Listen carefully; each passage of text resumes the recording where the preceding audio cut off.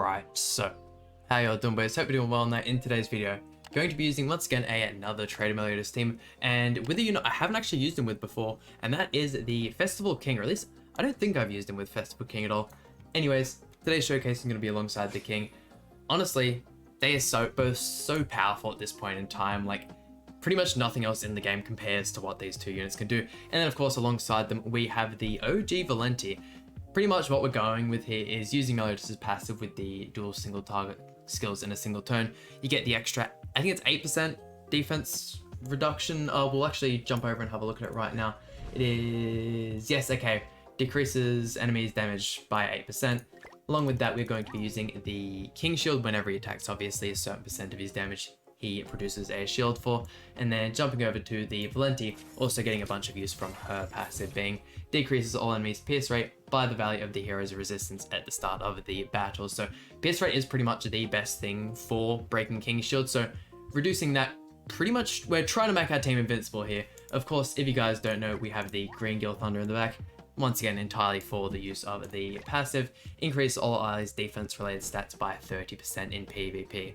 Honestly, a really strong passive. He's still used, especially in like some of the full stance teams. To this day, pretty much from day one, he's been the best backline support. Obviously, there are a whole bunch of other good backline supports you can use nowadays, but if you guys don't know what Meliodas does, we're going to go quickly over his skills here. First card here inflicts amplified damage, that's a single target. Second one here inflicts pierce damage, that is the AoE. Ultimate here removes buffs and stances, then decreases all stats by 15% for 2 turns, does big AoE, can't do any crits with it though, which is a little unfortunate, it is what it is. And then passive here, every time you do a single target card, any of your allies get 6% a boost for 3 turns, that's a buff. And then every time you use 2 or more single target skills in a turn, you get that 8% reduction from the enemy. Jumping over to the ultimate, we have 3, 6, and pretty good rolls on the gear here, pretty much max 15% crit. And then last but not least, the closet, fully maxed out. We're going to jump over and look at the King's ones as well, just to kind of show them off. I know some people are interested in what kind of gear we're on. Don't know why I haven't actually, you are the earpiece there. And going over to the closet, pretty much the same scenario as the Meliodas. So yeah, we are rocking the resistance food. Hoping we can get some wins. We'll just have to wait and see. I haven't tried this team off camera yet. And let's jump right into it. And I mean, I could not even tell you the last time I've used this Valenti. It might have maybe been in some PvE content, I'm not too sure, but it has been a hot minute to say the least. Starting off here, I feel like this is going to be a theme of the video. Us going second is going to happen an awful lot, and hopefully we don't face an awful lot of Kios, because once he gets those ignites going, the damage reduction will be super annoying, and the enemy just becomes so much more lethal. Once you get those 4, 6 like ignites happening, it can be real hard to bring back a match. Let's see though, what do we want to go for? I'm thinking we chuck out the King card first, and then if we go double single target card, we can also proc the melee passive as well. Chuck out the Valenti one first, because I believe that's the one that decreases the enemy's defense related stats, is that right? Perfect, by 20% for 2 turns. Then we'll attack into with the Meliodas there, almost getting the kill on King right off the bat. And let's see, we do have a bunch of ignites on us, so it's not going to be, you know, at our best tanking ability. But let's see, if we could get like a patience on the shield. Okay. Definitely not patiencing on the shield. Unfortunately, I don't have UR gear for Valenti. I do have a attack crit resistance set built for the Mark II Valenti, but we are just using Ludociel's HP defense set for her. Just for this showcase, they are 15% rolls, so I figured it'd probably be our best chance of showing off what we can do. With the second you get this kind of card draw, there's no real other play. You're kind of just forced to. You can't just not have Meliodas be in a showcase and not just completely pop off. One tapping the King Shield there with the Pierce card, which is, you know, while we have Valenti here to kind of counteract that, and units like Keo just can't exist with him in the front. He's just too powerful. Having the ultimate as well, Zell just in the back.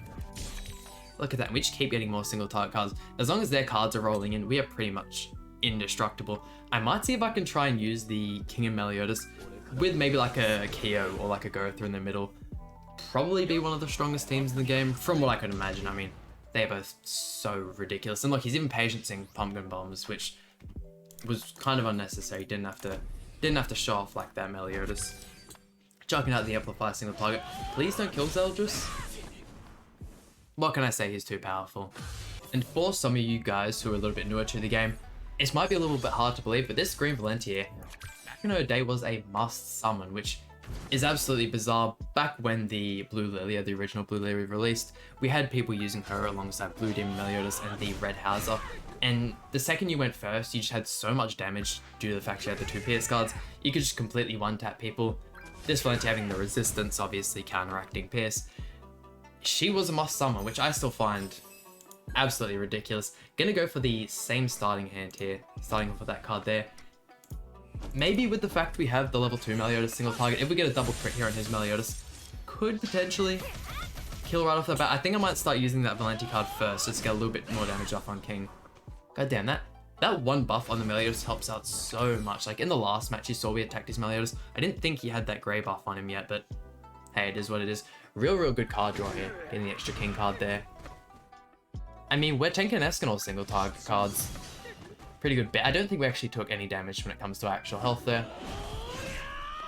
And didn't use the Pierce card right off the bat. Maybe he was thinking about the Valenti passive and the fact that it might not actually break. We'll go... It's not like we have any single target cards to actually proc passive here anyways. I might actually go for this card first, proc the passive where they take more damage from King. We'll throw out the second card. A little bit more damage off that one there, and then we should be able to finish off with the Meliodas Pierce. I mean, it is nice having like another AoE unit alongside Meliodas. I was really hoping Rugal would have done just a little bit better in our showcase with him. If you guys haven't seen that showcase, go ahead and watch it. It's honestly really good. Rugal is just one of my favorite units in the game. All of the King of Fighters boys I'm a real big fan of. And let's see, got the King Ultimate and the Meliodas. The second your opponents got these 2 ultimates and you can't at least get rid of one of them, let alone both of them, there's not much you can do. It looks like he's going to fortunately get rid of the King. That'll remove our shields, but still the Meliodas is something to be scared of, to say the least. Gonna throw that one out. Surely we can wipe everyone here. Having the Gil come to the front. We will single target 2 and 3. Haven't got a crazy amount of buffs on the Meliodas either, which is alright, it's whatever. This should just about wrap up the match. What do we reckon when it's coming to 600,000? 4? Okay. A little bit weaker than I thought. God damn, maybe I need to start 660 my Meliodas. And I mean, hot take, oh my god, this team is going to be so annoying. The Valenti skin here, honestly, might be one of the best ones in the game. Let me know if you guys think differently, or if you just have, you know, one of those skins that you just really like, that, you know, maybe everyone else doesn't think so highly of. Chucking out the Jack of Light there, honestly, doesn't really do anything to our team, other than disabling 2-star cards, which I don't really think we're going to use any of in this next turn. If we can just get rid of that Elizabeth, that's top priority right here. We will, I think this might actually be our first match where we chuck off the Valenti card first. If we could proc revive on Elizabeth, just get a real low, that'd be ideal. Yeah, King not doing a crazy amount of damage either. I mean, she's super close. The second we want to, we can kind of get rid of her. The fact that the Jack of Light card also D-rank skill is so annoying. When I was actually using the Gotha in the, when we had the, what was it? The same name rule in PvP in ungeared. I completely forgot about the fact that we had 2 Gothas and we could double rank up Jack of Light Gotha and go for the 3-star Jack of Light right off the bat. I didn't do that in a single one of my matches. And honestly, that card at level 3 might be up there with like some of the strongest cards in the game by far. What do we want to go for? I mean, we could try and rush King Ultimate. It does remove buffs as well, which I'm thinking might be the best play possible. Use this one to break the shield. At least that way, dealing some damage to them, we will get the damage reduction. Proc and revive on Elizabeth as well with this next card. And yeah, unless he can break the shield and like stun Meliodas, or at least do something to him, that ultimate should pretty much, like, he can't throw up any shields or anything to protect him, which is probably why the King ultimate is so good. Like, granted, you don't see any crazy numbers. You throw up Barn ultimates, you see 2 million damage, you see 3 million damage, all that kind of stuff. King, you'll always kind of see around like that 800,000 mark, but that's because there's no way the opponent can actually protect themselves from it. The second it goes out, it's go time, and the fact it cleanses as well, just another amazing feature about it. Let's see though, can we wipe the whole field? He is only 3-6, so yeah, I wasn't really expecting him to. I was gonna say, please go for the True Seeker Melon, but regardless, I think the AoE would have killed her. Yeah, have to tank Jack of Light Gotha's ultimate. That's nothing crazy. Even at 6-6, the damage on it is pitiful. I really wish they gave Jack of Light Gotha just a little bit more damage, especially the team that they're made for, being the unknown team, doesn't have a crazy amount of damage. Like, the highest damaging units there, whatever Merlin you decide to use on the team, whether that's the True Seeker Merlin or the Lolly Merlin, I'd usually say alongside them in the Jack of Light Gotha run Amelia. Not everyone has Amelia though, and even then, like, you only really get damage from an ultimate. Granted, the Secret Technique ultimate is really, really strong. It's not like you can pull out ultimates from anywhere or like you're using ult food or anything on that team. But hey, I would say we're doing a pretty good job of mopping up these teams. Granted, we are going second all these matches as well. What can we do? Holy Relic Escanor as well. Although it does only... that's another thing as well. Like, they're limiting some of these characters to like certain pieces of content and whatnot. Although Brunhild, yeah, I feel like should be absolutely absurd if you allowed her, like, her passive to work in PvP. The Escanor Holy Relic, I honestly just didn't feel like you had to restrict that only to PvP. Like, he could have got away with that in PvE, that's for sure. Gonna go for, once again, the same starting hand. Do I... That decrease defense related stats? Yeah, why not? We'll go for it again. Attacking into the Meliodas. Meliodas is just such a threat. Like, to think, what, like a year ago? Is Escanor a year old? Anyways, however old Escanor is, he was just like... It was game-breaking what he did, and I feel like he is slightly more impactful to the game than what this Meliodas and King is, especially the Meliodas, because we just had King. Meliodas is just like another huge step in power. There's our first patience of the video. Granted, it was against pumping bombs, it's kind of to be expected. We still got it. Attacking AoE. Yeah, they keep using this card at the end. Don't get me wrong, we do have the Valenti with the resistance food, which helps counteract it an awful lot. You should still be using it right off the bat. We'll go 1, 2, and really like the King Ultimate. The Valenti cutout as well. Honestly, one of my favorite parts about the costume. I definitely feel as if though she got the best costume out of all of the fan art contest one. Please kill Meliodas with the single top with the AoE card here. I mean, what was I thinking? He's still absurd. Looking at them next to each other, obviously it looks like Meliodas is doing a lot more, but putting up the Shield King is still very useful. And I am still using King for the Hasvalga raid. I haven't tried out Meliodas yet. Who knows? I might give him a shot and prefer it. I'm just comfortable with the King. Hasvalga's an activity I don't really like to, you know, change teams with a bunch. I'd rather just get the content done with. I really enjoy the content. Some of my favorite content in the game. Patience and Ultimate though, that's quite a statement there. We'll throw this one into... okay. We'll go... Decrease on you, kill you hopefully, and then we'll chuck out the Meliodas card. Chuck out the left one just because if we get an extra Valenti card, we'll let it merge, we don't really want it. Let's see, 6-6 Valenti, what can we do to an Escanor? Almost 170,000, not terrible. Yeah, even with the gold single target card on Bun, he still doesn't take like a crazy amount of damage. Can we kill with this? I feel like with this many buffs, surely we can kill with this single target, right? Heart Crusher is going to hurt. I mean, even for Valenti being type disadvantage there, we did pretty good. 1, 2, and... Gosh, we have to tank an ultimate.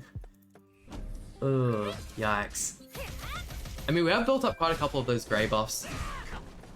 Let's see, let's put the shield up as well. I have had times where, granted, probably on a stronger card than like a 1-star Sever card, where King shields have just completely tanked a whole barn ultimate, which is still like absurd, but let's see what we can do. Yeah, I mean, didn't take an awful lot of damage. Everyone's still sent pretty nicely.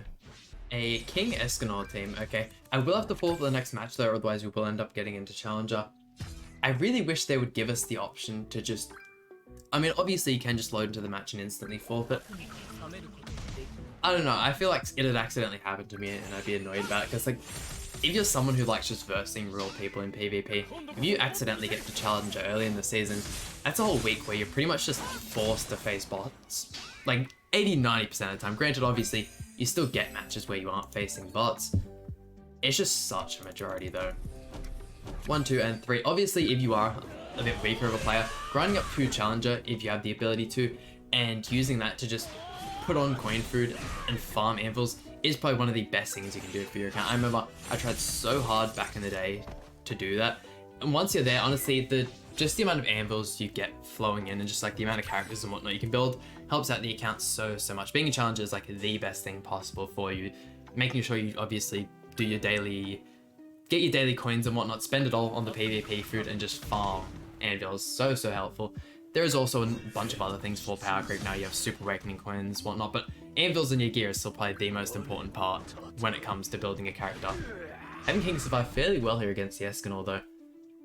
Have Elizabeth come from the back, kind of annoying. We should just be able to wrap up everyone with these AoEs here. If not, we'll get the Meliodas ultimate. And that just about wraps up the match. I would be interested though, if you guys have made it this far in the video, let me know who you think's ultimate is stronger, whether you prefer the Trader Meliodas or the Festival King. I don't know, I did have one of the matches, I think it was in yesterday's showcase, where we threw off the melee ultimate, and I forgot that it removed stances and we were able to then attack into Barn and kill him. If not, the Purgatory Barn would have altered and killed us. Look at that though. For an Escanor single target card doing just no damage, once again, real impressive. And on to our final opponent. I mean, I hope I haven't made this video too long. I've been pretty much just having a whole bunch of fun with the Valenti team. I honestly thought these matches would go for a little bit longer as well. Also, Nanashi in the back. Nanashi is another character I still have yet to build. Also been seeing quite a few patiences from the Valenti. I don't know, I have a whole bunch of SSR pennants at the moment. It's mainly just those Super Awakening coins. If they had brought a 2022 bundle along with all the other ones, just for Super Awakening, that you already know I would have purchased that for sure. 1, 2, and 3. Just doing our typical starting hand once again. I don't know, I'd really like to try Nanashi, and there's like a couple of teams as well with the Red Escanor. A whole bunch of people using him, whatnot, using him, Margaret, and something like Nanashi in the back with, let's say, Trader Meliodas in the front. Honestly, a really good team, and Nanashi would be a whole lot better backline support, just supplying those buffs right off the back.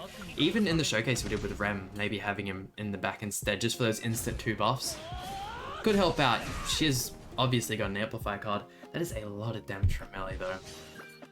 Jesus. If we could get rid of him in this one, that would also be nice. Surely? Come on. If Trader Meliodas would just crit, that'd be great. Really? No crits? If we don't end up killing him here, I'm going to be so disappointed. Damn, look at that. King will crit. King will crit. Why can't you do that, Meliodas? If you had got a single crit, we would have finished him off there. That's right. With the cards we've got, we should be able to finish him in this next turn. God damn, I mean, I'm definitely happy with how this Valenti showcased today. I feel like she definitely did do a little bit better than expected. I wasn't expecting as much. Granted, we do have the Guild Thunder in the back, which is also helping her case out quite a bit. 1, 2, and honestly, once again, I don't care if we tank the Gotha ultimate. I feel like we've been doing that a lot as of recent. Just completely neglecting the Gotha ultimate and letting us hit it. Just because having a unit like Meliodas or Escanor dead is just so much more worthwhile. But with Meliodas dead, there's not much more we can do here. Let's wrap up the video. There we go, and that just about does it for today's showcase. But I mean, hey, hope you guys enjoyed today's video.